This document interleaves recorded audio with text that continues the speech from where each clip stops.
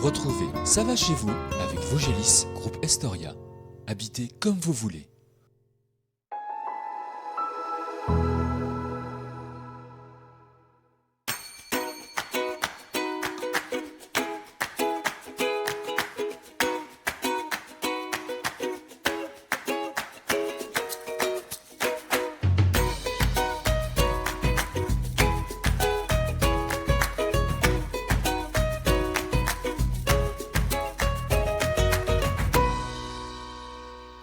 Pour cette première émission de l'année 2025, nous partons non loin d'Épinal, découvrir une commune de près de 2300 habitants. Population qui a plus que doublé en 40 ans, direction Uxenier.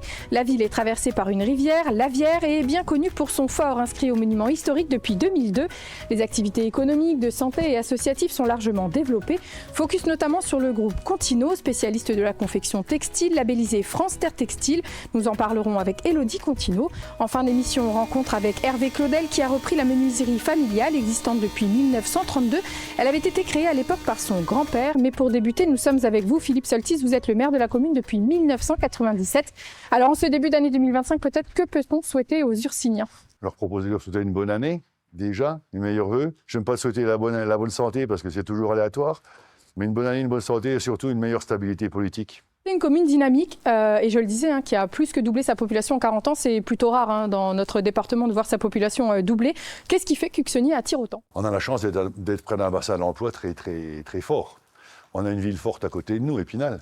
Une commune d'agglo qui s'est bien développée aussi, qui nous soutient, qui nous pousse. Maintenant, on a des liaisons cyclables, on a des liaisons douces. La commune n'est plus traversée par un départemental qui nous causait des problèmes à son époque, maintenant avec le contournement. Et puis, peut-être aussi des opportunités qui ont fait qu'on a réussi à faire d'Uxenier une ville où il fait bon vivre, où on y trouve tout ce qu'il faut. Justement, nous sommes à proximité de deux lieux très importants pour la commune.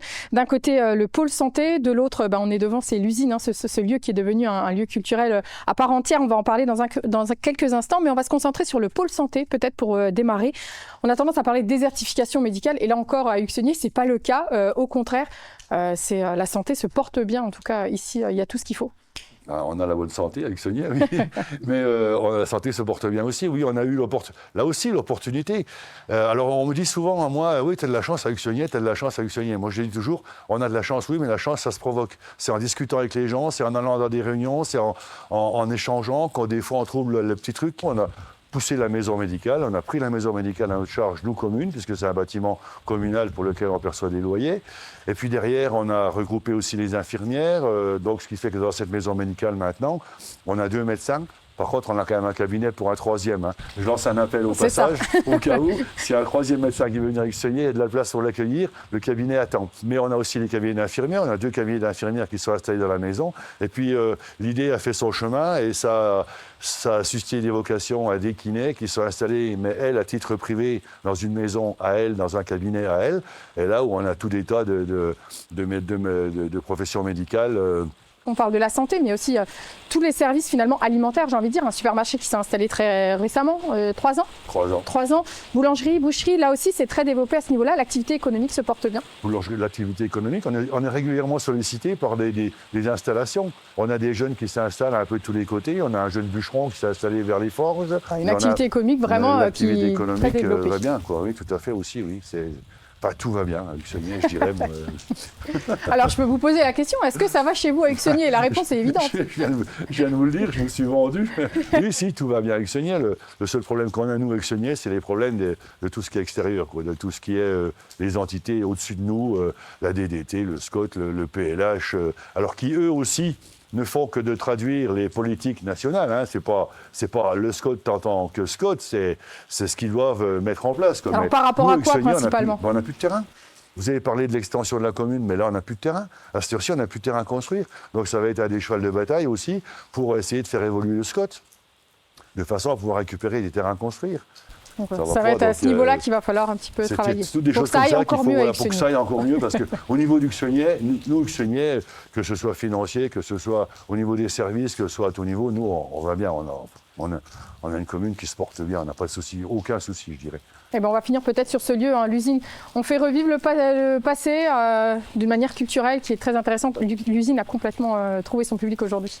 L'usine a complètement trouvé son public d'une part, elle a complètement évolué. Là, ça fait, je regardais ce matin justement avant de venir, ça fait une dizaine d'années qu'on est dessus et là on arrive au bout puisque les dernières parcelles de terrain à construire d'Uxonnier, dont je parlais il y a 2 minutes, ont été vendus, je dirais, en 2 jours, quoi. Donc la transformation de l'usine, ça fait partie du patrimoine. Le patrimoine, c'était un sujet fort chez moi aussi, puisque je rappelle que j'étais au départ de la création de l'association de restauration du fort d'Uxonnier, qui lui aussi vit son petit bonhomme de chemin, ou même son grand bonhomme de chemin, on pourrait dire.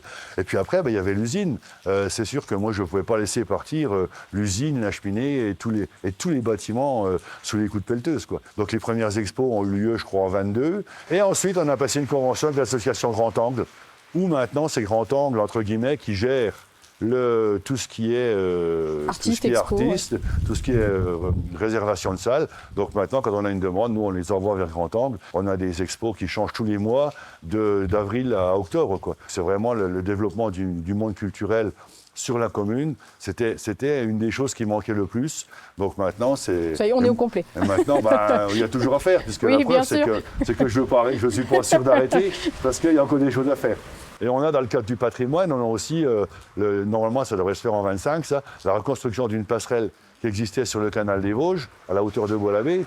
Ça fait partie des prochains projets, en tout cas des projets très proches. Ça fait partie des prochains projets, mais des prochains projets, il y en a tellement que c'est pour ça que c'est difficile de me positionner à cette heure-ci. Il y a aussi la transformation de l'école du centre. On a une école du centre avec 4-6 sorts, on pourrait faire quasiment 6 appartements dedans. On a la fin de l'aménagement paysager de tout ce site. Écoutez, merci beaucoup Philippe pour votre accueil ici à Uxonnier. Nous partons maintenant à la rencontre d'Élodie Contino. Spécialiste de la confection textile en France, l'entreprise Contino coupe, coud, brode et imprime à destination des professionnels de la restauration, du théâtre, de l'automobile ou encore du prêt-à-porter. AE2M Groupe Contino a également poussé la chose plus loin en développant sa propre marque, l'usinier français. Élodie, merci de nous accueillir dans l'atelier du groupe Contino. Alors l'entreprise Contino, c'est une histoire familiale, clairement. 2007, votre papa reprend et puis crée finalement cette entreprise, c'est ça? Oui, tout à fait. 2007, il reprend une entreprise qui était spécialisée dans la sellerie automobile et il s'est concentré sur les métiers qu'il a trouvés dans cette entreprise pour développer en fait et pour diversifier les activités. Du coup, c'est comme ça qu'on est passé d'un marché 100% automobile à, comme vous le disiez, la restauration, le prêt-à-porter, etc. Enfin, le prêt-à-porter est venu un petit peu plus tard. Alors, qu'est-ce qu'on fait ici, tout simplement? On le voit derrière nous, ça travaille dans l'atelier. Qu'est-ce qu'on y fait? On achète du tissu, on reçoit du tissu, on le coupe.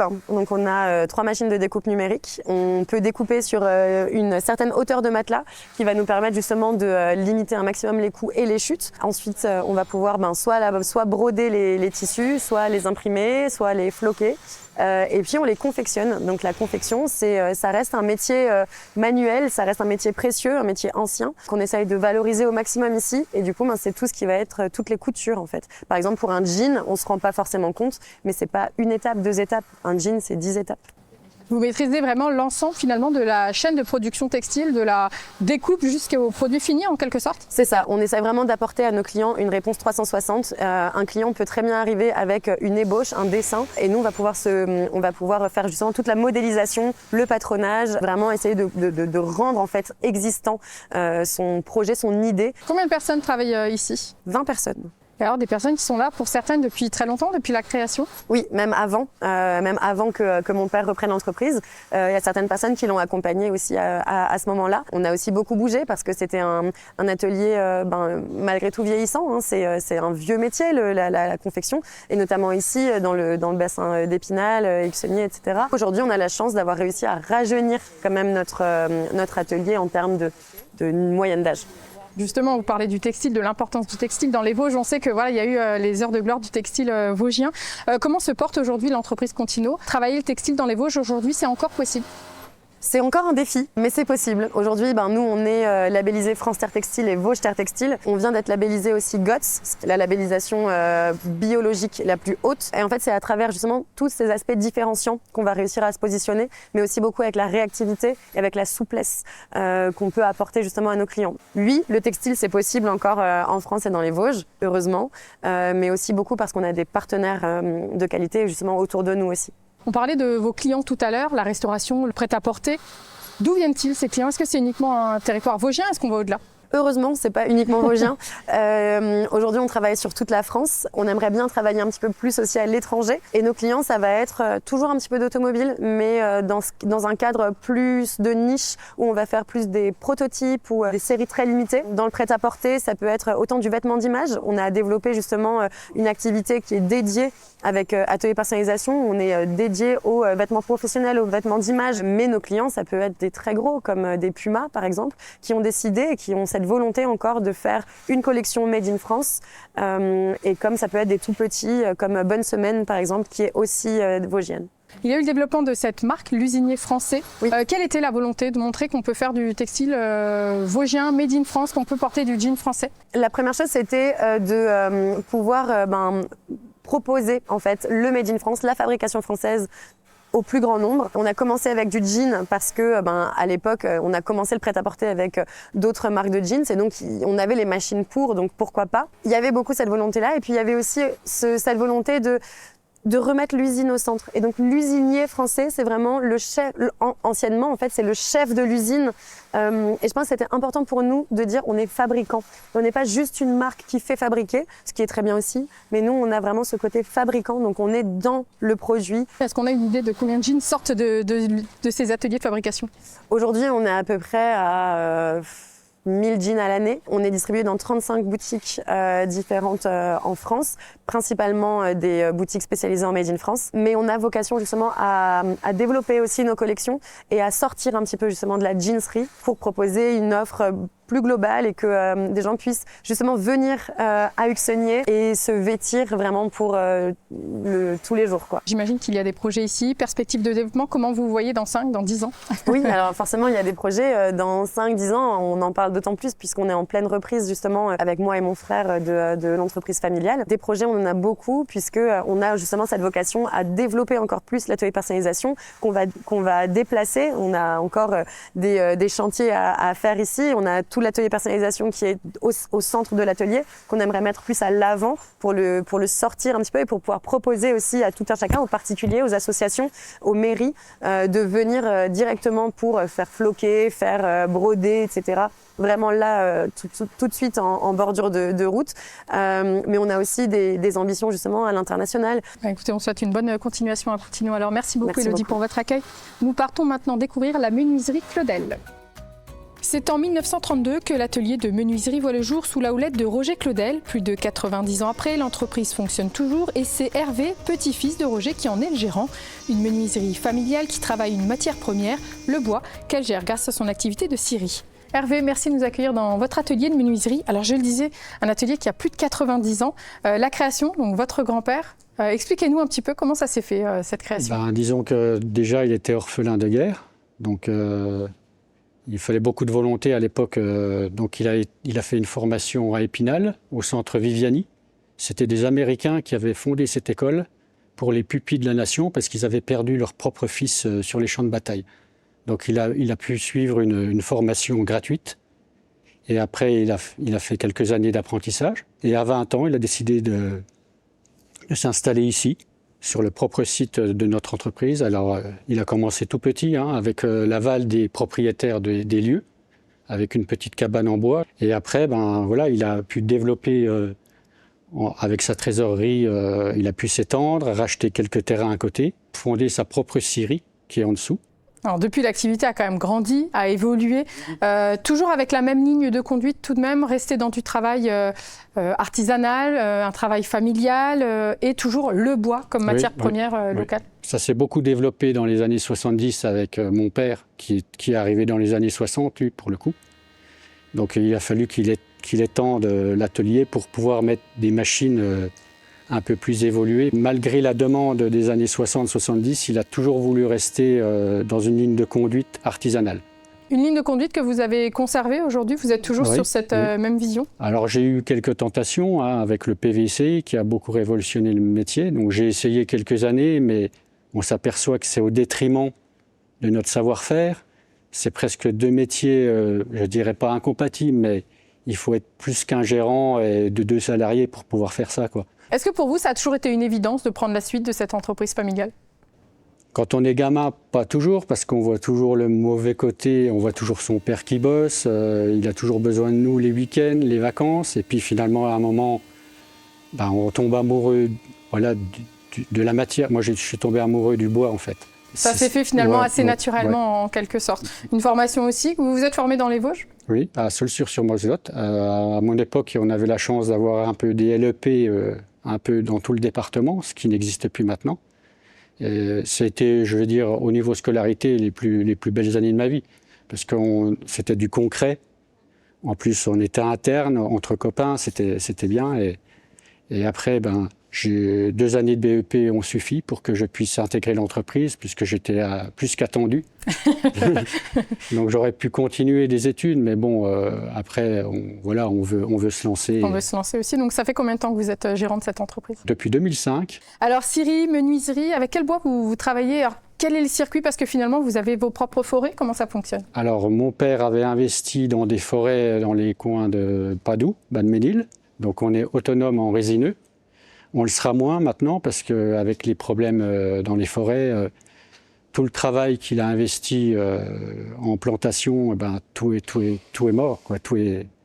Donc là, il va falloir qu'on se rabatte avec les scieries aux alentours. Bon, il y a ce qu'il faut. Il y a ce qu'il faut, mais bon, voilà. Même si quelques scieries sont en difficulté actuellement. Au niveau du chêne, on travaillait beaucoup avec les ventes ONF. Et depuis que c'est numérisé, que ça se passe derrière un écran, pour nous, c'est moins... Ça ne va pas dans notre façon votre philosophie, voilà. Ou en tout cas dans vos valeurs. Donc en fait, j'ai trouvé mon bonheur avec les cultivateurs du coin, les propriétaires forestiers du coin. Et à côté de ça, vous avez développé aussi une activité de gîte. Oui. Donc avec votre compagne, l'idée c'est peut-être aussi de proposer des formations, des stages, oui, des choses comme ça. Oui, c'est ça, parce qu'on ne sait pas de quoi l'avenir sera fait. Donc on s'aperçoit que, vu les technologies actuelles, le travail avec le savoir-faire à la main se perd un petit peu. Les machines maintenant sont très numérisées. Donc des ateliers comme ça où c'est de l'outillage un peu traditionnel, ça devient très, très rare. Donc j'ai envie de faire des sortes de séminaires. En tout cas, ce gîte aujourd'hui, il existe. Il accueille des touristes, même s'ils n'ont pas envie de se former au bois, bien évidemment. Oui. Et puis, pourquoi pas par la suite des formations autour du bois. Merci beaucoup Hervé pour votre accueil. Merci à vous de nous avoir suivis. Et comme c'est la première émission de cette année 2025, je vous adresse mes meilleurs vœux. Et je vous donne rendez-vous la semaine prochaine déjà pour découvrir une nouvelle commune. À très bientôt.